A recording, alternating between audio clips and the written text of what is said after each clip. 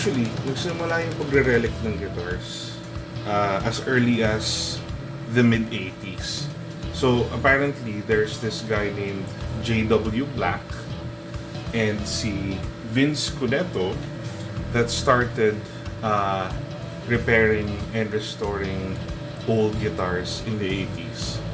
And a residual or a side effect of restoring and repairing vintage guitars at the time was that they learned to actually artificially mimic or recreate yung pag-age ng materials. So, yung paint, yung plastic, yung hardware, yung pagkakalawang or pag-tarnish ng mga metal parts, yung pag-yellow or pag-oxidize ng yung mga plastic parts na puti, and so on.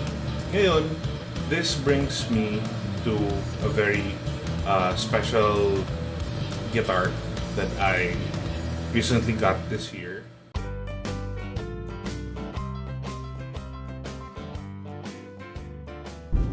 Okay, so ngayon, papunta tayo sa Mandaluyong sa shop ni Fractal Custom Guitars. So, a little bit of an intro about them, or at least my first encounter with them. Una ko silang nakita through their Facebook ad showing, I think, a Strat na Relic. Tapos I liked what I saw, and then sabi ko, hindi masyadong malayo, and I'll go check it out. It's in Mandaluyong lang.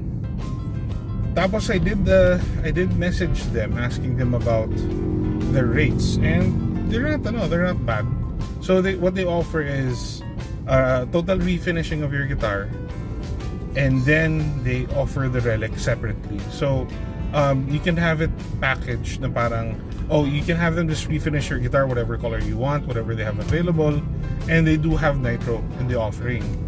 Now, yung nitro that they offer isn't exactly parang what you would say na, this is the same exact lacquer mix that they used back in the 1950s with Fender or si Gibson, but this is something like an equivalent to their old school timpla with today's standards or with today's available resources for the lacquer. So they offer the refinish. You can opt whether to relic it or not, but it's a separate price. So they refinish your guitar, and then you will separately ask them if I can relic the guitar, like light relic, medium relic, and then heavy relic. Yeah. So later on, I'll show what that looks like in the video. And in the meantime, I'm driving muna, so a little bit of a break. Ngayon, ano ba ang ibig sabihin ng relic? Sabi ni Google, ang relic is an object surviving from an earlier time, especially one of historical or sentimental interest. In religion, a relic is an object or article of religious significance from the past. So, in a way, na-inspire yung term ng relic guitars dun sa something na relevant historically or of sentimental interest. Ngayon, yun yung naging term na ginagamit nila. So, fast forward to 1995, Fender released the first ever Relic Guitars. So, it was in the form of a 1952 Telecaster and a 54 Mary Kay Blonde Stratocaster. And since then, the rest is history. So, mga sikat na may mga Relic Guitars, John Frusciante ng Red Hot Chili Peppers, of course si John Mayer, more recently si Paul Davids, and then marami pang iba na sikat na mga guitarists na merong mga Relic Guitars. Ngayon, meron debate. Yung ibang tao, ayaw nila ng mga Relic, so nga daw peke, parang poser. Pero meron din namang iba na appreciate lang yung process as an art form. Kasi some people say, dapat earned yan, sariling yan, kwento. Pero, minsan, hindi naman lahat ng mga gitarista ay nakakatugtog madalas. At yung iba naman, talagang na-appreciate lang yung parang ibang dating ng, vintage na gitara. Kahit hindi naman talaga siya luma. Ngayon, meron mga bad relic jobs, meron magaganda. And more recently, meron mga sumisikat na mga builders katulad ni Semitone locally. And then itong isa pang mas sikat na guitar brand locally, si Frequency Guitars. And then a more recent discovery of mine, si Fractal Custom Guitars sa Mandaluyong.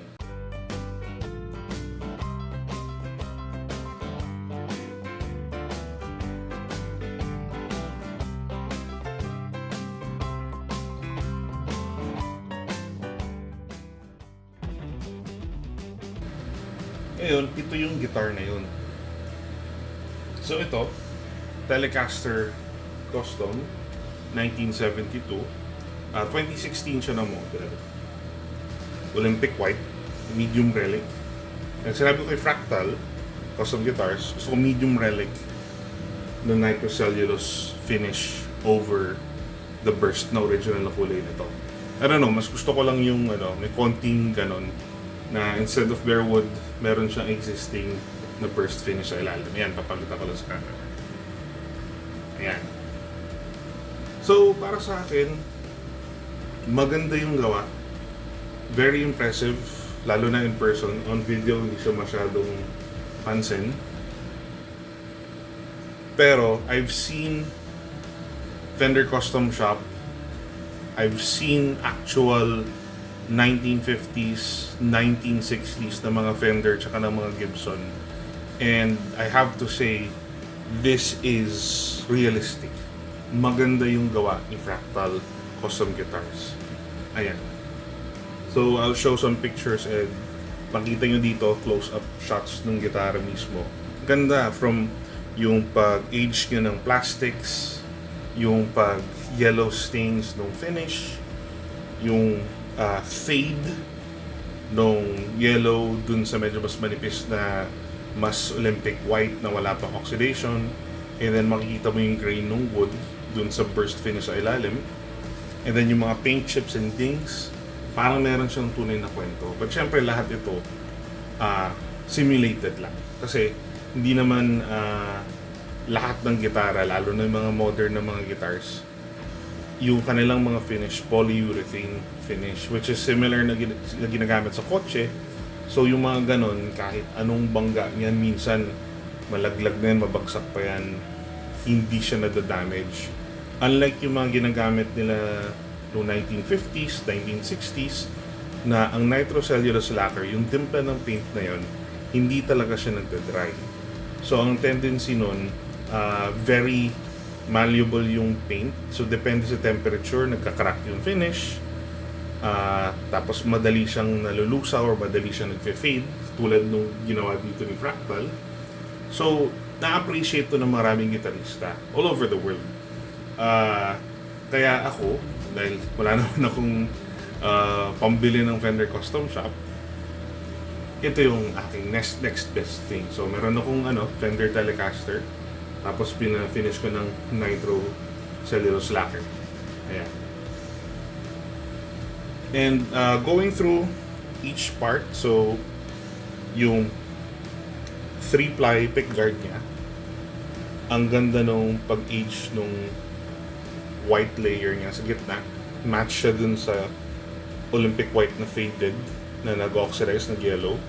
Tapos yung screws, even yung screws, inconsistent yung parts na may rust and yung parts na wala masyadong rust, to simulate na kung nagigitara ka over decades of playing, may mga parts syempre na napapawisan, may mga parts na hindi. So yung ibang screws mas may kalawang compared to others. And then yung sa neck, yung nakakatuwa, and yung serial number, papansin mo yung fade. So yung gitna parang kupas na siya, as if ginamit siya. And then yung dulo, ito yung may finish. Ayan. And then sa headstock, yung close up, makikita mo na may dents na yung water slide decal ng Fender. Ayan. And then even yung edge ng headstock itself, may mga bumps.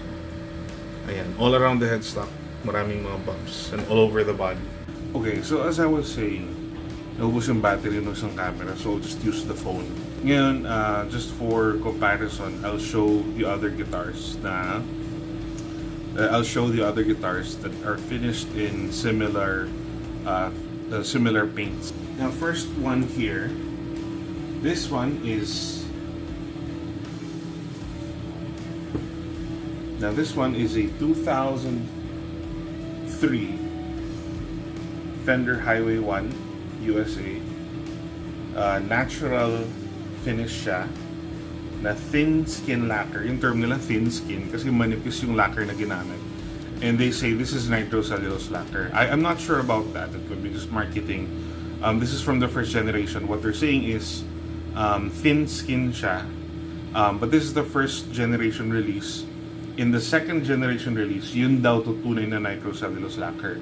So, but the first wave, I'm not sure if it's real nitro, but what I can say for sure, manipis yung lacquer na ginamit. So this one, if you notice here, merong dent dyan. Yan. That happened a few weeks ago, accidentally. So, this is an example of what a real paint chip would look like on a guitar na ginamit. Not so much. When I got this kasi, yung previous owner hindi masyadong ginamit. So, it's practically a brand new guitar.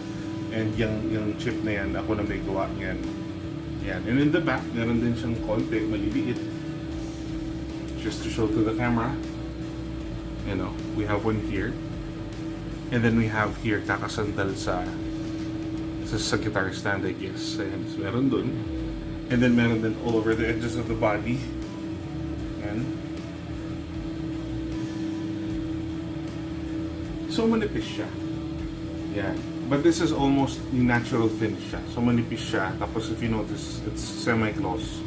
So this is an example of a guitar na may actual lacquer na hindi siya relic or hindi siya artificial yung pag-age. Now the other guitar, okay, so this one naman is a Mixis Custom Esquire. Ito yung single pickup version of the Telecaster, but this one is equipped with a single humbucker instead of a single coil bridge pickup. You know. So ito naman, nitrocellulose lacquer or something very close to it. Ito, wala pa masyadong mga dings, but I'll show you na medyo nag-fade na yung paint. I'm not sure if it's super visible to the camera, but there you go. Medyo may yellow na siya. And that's just because of staying in the stand for extended periods of time. So, nag-fade na siya. So, unlike modern guitars na kapag kahit nabangga na, natumba, or nadikitan ng kung anong material, hindi nagre-react. Ang mga nitro or lacquer finish usually very sensitive to external forces. So, ito, one other example is, if you look here, ang dali nag-chip or nag-paint yung finish niya. And that's just because of nasagian lang or natamaan lang ng ibang material, meron na siya mga chips. Yeah. So that is actual wear and tear on a nitro finish. At hindi siya relic, actual wear siya. Ayan. So, for those looking for relic finish on their beloved guitars, I won't hesitate to recommend si Fractal Custom Guitars. Now, brief history, Fractal Guitars started in 2020 lang. The owner is a very young artist named Carlos. Magaling na artist, very convincing relic work. It is more an art form than a craft, but I do believe it's a blend of both. But the artsy side or the artistic side of it is very, very important for you to have a very realistic or a very convincing relic finish. Ayun. So, yun lang. I just wanted to share para lang alam ng mga tao yung options that are available out there dito sa Pilipinas. And I think at this point, I think they're still undiscovered. Not a lot of people that I know are aware of them, but I do have some friends na nakapila na after nung nakuha ko yung build, yung aking project guitar, or rather my Fender back from Fractal. I have some friends who've already sent their guitars for relicing work. So mine is medium relic. My other friends is a light relic, or it's actually a replica of a very popular guitar. And then my other friend naman, closet classic, I suppose yung kanyang choice. Ayun. So yun lang, just wanted to share my experience with Fractal. So I hope you guys learned a little bit about a little bit of history about Relic Guitars and about Fractal, and I hope you guys check it out. They have a page on Facebook. I'll provide the link below. And yeah, tell me what you guys think, if you have any plans on relicing your guitars, or if you have your own builds that you relic yourself. Share nyo lang if you have any links. Yun. I guess that's it for this video. Thank you for getting to the end of this video, and hope to see you in the next one.